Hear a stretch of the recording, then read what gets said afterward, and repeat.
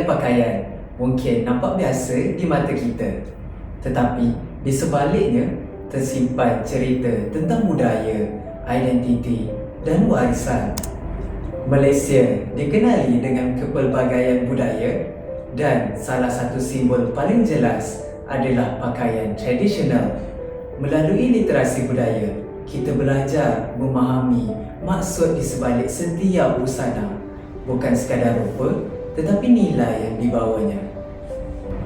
Bagi masyarakat Melayu, baju Melayu dan baju kurung melambangkan kesopanan dan kesederhanaan.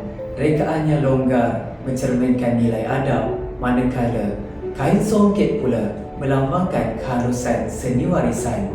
Ia bukan sekadar pakaian, tapi cerminan budi dan identiti. Bagi masyarakat Cina, Cheongsam dan Samfu menonjolkan keanggunan dan tradisi. Cheongsam yang berpotongan kemas melambangkan keindahan dan kehalusan wanita.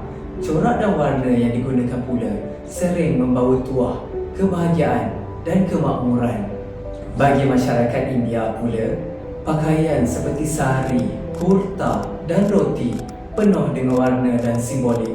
Sari yang dililit dengan pelbagai gaya melambangkan keanggunan serta warisan turun-temurun.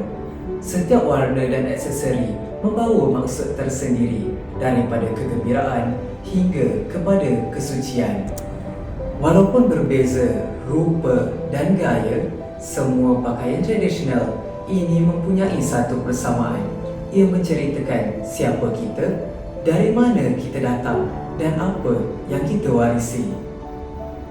Pakaian tradisional bukan sekadar untuk dipakai, ia adalah identiti yang perlu difahami.